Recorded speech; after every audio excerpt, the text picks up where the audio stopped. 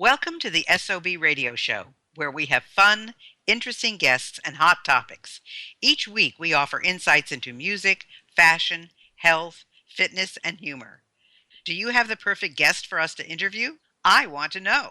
Drop me a line on our Facebook page at Spunky Old Broad 1 or reach out to me on our website at spunkyoldbroad.com. And now, back to the show. My guest today is Olympia Hostler. She loves working and playing in the realms of millions and billions. She's an award-winning business consultant and speaker, a Fortune 500 company's partner, and a leader of the highest national security programs worth billions of dollars. By the age of 33, she was a corporate executive leading multi-billion-dollar programs, making more than $50 million in sales, facilitating sales of more than $500 million, and leading teams of up to 100 people. As the CEO's trusted growth expert, Olympia unshackles C-level leaders to scale their companies and fast forward their success without working harder or longer on their fastest path to freedom of time and money. Using her skills from being a college professor of business, she developed innovative corporate training programs that resulted in untold millions of dollars in sales. Since she earned her MBA in finance, she specializes in business strategy that fast-tracks success while also having a joyful, meaningful life. Olympia works with high-achieving business owners who seek success and wealth to make a difference for themselves and humanity. Welcome, Olympia. Thank you, Gayle. It's so good to be here. Well, as you know, this is the SOB radio show, so we're working with women who are 50 plus, and they listen to what I've just read about you and thinking, how could I ever do this? How can I relate to this person? What can I do to kind of equal what Olympia is doing? So let's talk about money first. How can I have a friends with benefits relationship with money? And I love that, friends with benefits. We always hear that, and we know it means something different, but you're saying with money. So why don't you tell us a little bit about that? Absolutely. Well, what's holding back a lot of women is actually their relationship with money. It's generally more of a love-hate relationship. They love it, but they hate it. It's this push-pull kind of a relationship. Come to me, don't come to me, go away. I don't like you. Oh, but I need you. So please come back. Well, why do you think that is, Olympia? Why do we have that relationship? Well, it is because of our programming, as I call it. It's how we've been conditioned in our youth is where it gets set up. So we get false beliefs, limiting decisions, conflicting parts. We get all of these things that happen to us that get embedded in our unconscious mind. And that becomes a program that we're running 24/7. It's like an operating system in the background. You know, on your computer, you don't really know that operating system, what it's doing, but it's there and it's working. It's the same thing with our money programs. Well, you know, it's interesting. As a kid, you know, we never had much money growing up, and everybody else would be banking a quarter, and I would be banking a dime. And then when they progressed to banking a dollar, I was banking 25 cents. But I always learned to save. And even as a kid, you know, with my little allowance of whatever it was, you know, 25 cents or 50 cents or whatever it was, I always had some kind of money. And of course, I started earning my own money when I was 13. But the whole point is I've always been good with saving. And I don't know if that came from my parents because they didn't necessarily teach me about saving. My mom never worked. She only worked when my sister and I went to college to help us get through. And then when we finished, she stopped working. But my father, you know, he was a pharmacist and he had a small pharmacy in a very small town. I think there were 10,000 people in the whole town. And, you know, so it was not we were definitely a middle-class family. But that was something I learned early on. So if I wasn't that person, what is that secret to unshackling myself so I can either scale my business without having to work harder or longer, or do a better job at saving? Well, that's a really good question, Gail. So, to really unshackle yourself, it's about going in and having a clear strategy, which is another word for plan. A lot of people don't have a plan. So, one of my new sayings is no plan, no bueno. Okay. No bueno. So, a plan is needed. So, then there's different elements to the plan. Like it needs to be a good plan, right? It can't just be just any old plan, throwing spaghetti on a wall and seeing what sticks. That's not a good plan. So we need to know the path to cash, but also to our freedom, because we want the money that's going to allow us to have our freedom. That's also going to allow us to have the ability to give back more, to make a bigger difference, to have a bigger impact, because we really don't want money for the sake of money. Nobody wants it for that. They want it for what it can do for us and what it can do for other people. That's so true. I think, people look at people with, big money and they say, oh, how lucky they are, or, they can do whatever they want. And yet, and this is very important for our listeners, money does not breed happiness. I mean, it's nice to have money because you can pay your bills, so that's off your mind. You can maybe do some of the things you'd like to do, like take a trip when it gets safe to take a trip and things like that. But it doesn't ensure happiness. There are a lot of very well-to-do people who are not happy. So it is important what Olympia is saying, to have a plan. Why do you want the money? What are you going to do with the money? I wrote down the other day what I would do if I won the lottery, if I won the big lottery. Yeah. And, what I would do would not necessarily be all the way through. For example, I would probably buy a home for my granddaughter or my daughter. I don't know. Right now, they're all living together. But let's just say my granddaughter. But I wouldn't give her the funds to keep the house going, because I think that's a lesson she would have to learn, because people think, oh, wow, I can own my own house. They don't realize the plumbing, the heating, the roofing, the insurance, all of that. You may not have the mortgage payment, but you've got all the other stuff. And I think it's important for people to realize that. So what do you think is more important? Freedom of time or money when growing a business to make a big difference? Do you think it's time? Do you think it's money? What do you think it is? I think it's time, because time is unrenewable resource. We're not getting any more time. You can always get more money, even though that might be something that we don't, are not totally aware of, getting more money. If you just take a look at yourself and other people, money comes and money goes. And so, but time doesn't come and go, it just goes.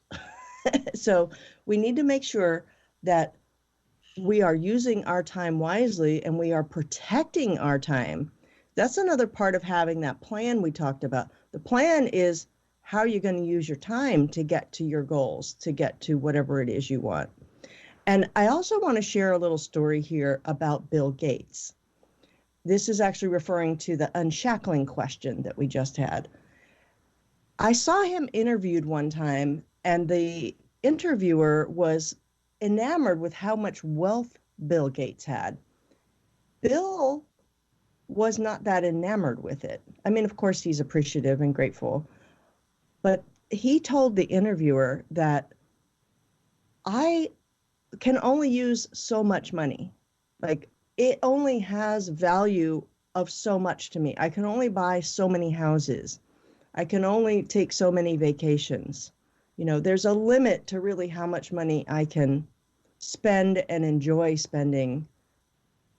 Beyond that, money has absolutely no utility to me other than what I can do to help other people with that money.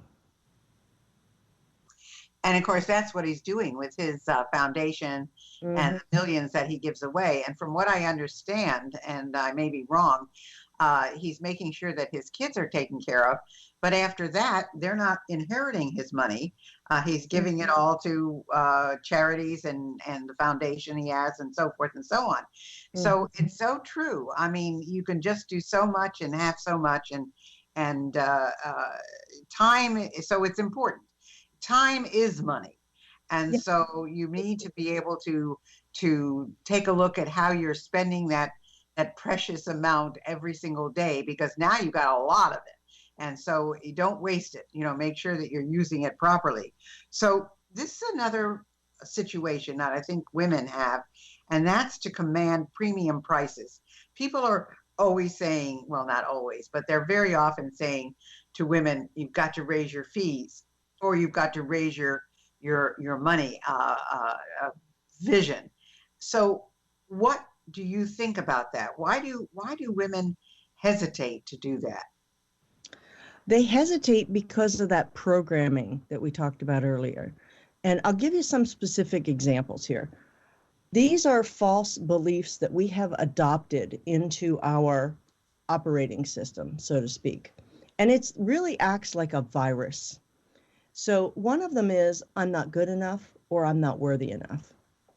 Another one is, I'm afraid of success, or I'm afraid of failure. And this third one is usually the one that's rearing its head the most, although all three of them usually rear their head. People with money are bad. So if I believe that people with money are bad or do evil things, or money is evil, if I believe any of that, then I'm either going to not be able to make money because I'm not a bad person. So why would I have money? Or I'll be able to make money, but I won't be able to keep it. It will go out just as fast or faster than it came in. And so that's one aspect of it. But then the other aspect is that women like to give. They are givers. However, they have not built their receiving muscle. And once we get comfortable receiving, that's when we can become wealthier. That's when we can have higher prices, because we need to be able to receive. And I have a good story here about one of my clients named Galena. And she used to charge really cheap prices for her trauma recovery therapy that she does. And I was encouraging her to increase her prices. And we were doing the work to change that programming that we've talked about, because people won't just charge higher prices with willpower or wishful thinking. That's not going to happen. You have to change the program. So we were working on that. And she came back and reported to me that she had doubled her prices and she felt great about it. So I played a little game with her. So she was at something like $75 an hour, then she went up to $100.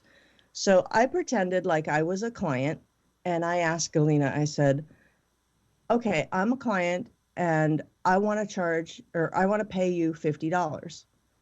And her reaction was an absolute no, from her whole body language to her, saying no, and just this like look of, oh God, that's never going to happen.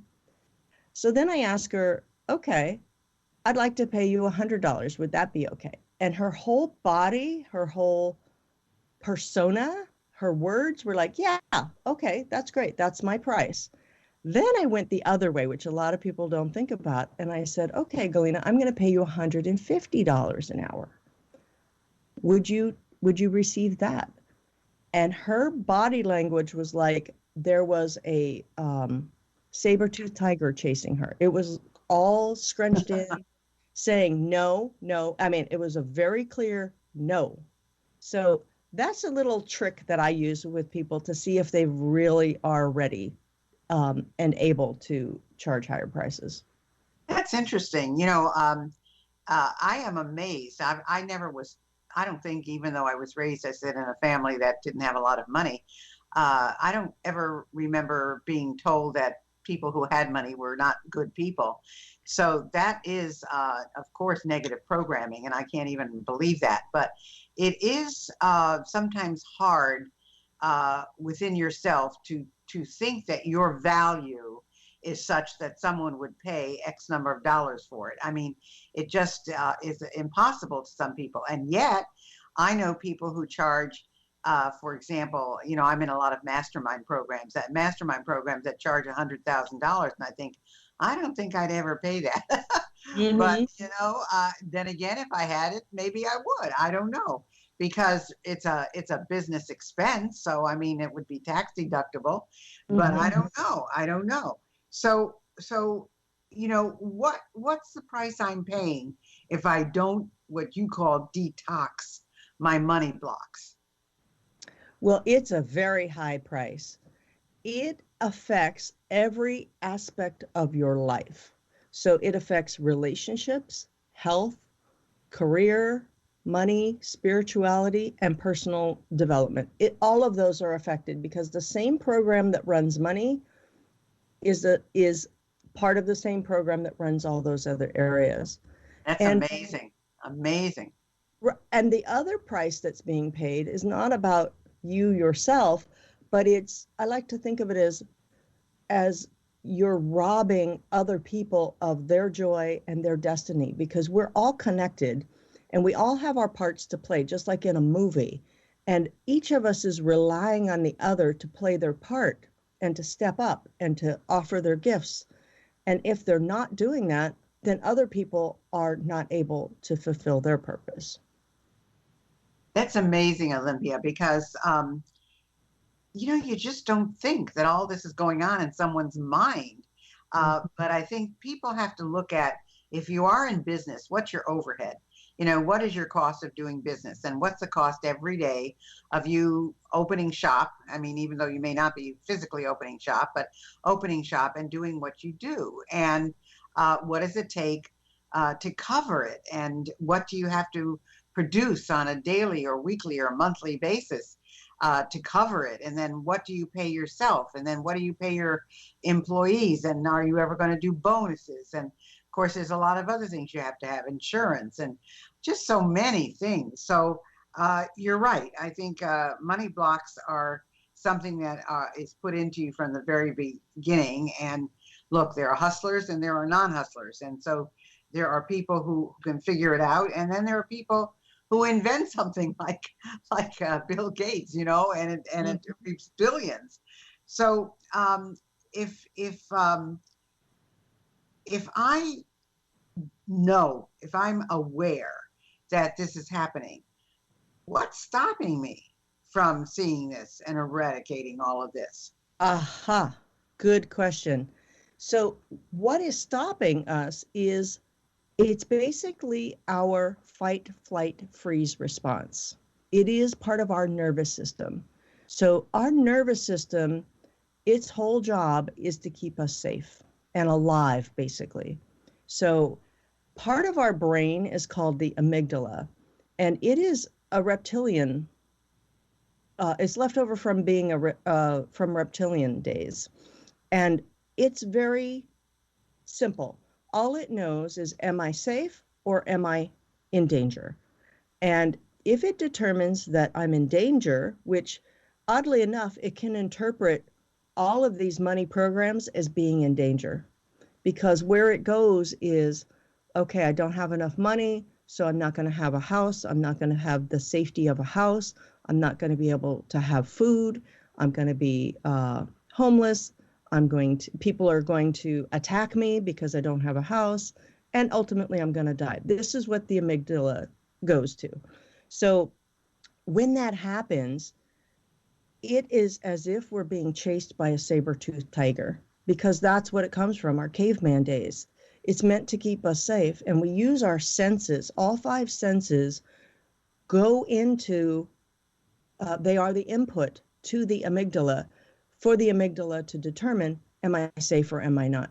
And if I'm not safe, it is going to sound the alarm 24/7 that, hey, we're in danger and we need to do something about that. And don't sit still don't focus, because what it does is it takes away a lot of our cognition ability, our focus ability. It also jacks up our body with adrenaline and cortisol, and it makes our heart rate pump harder. It makes our musculoskeletal system become tight. Like, there is just this whole cascade of effects that's going on.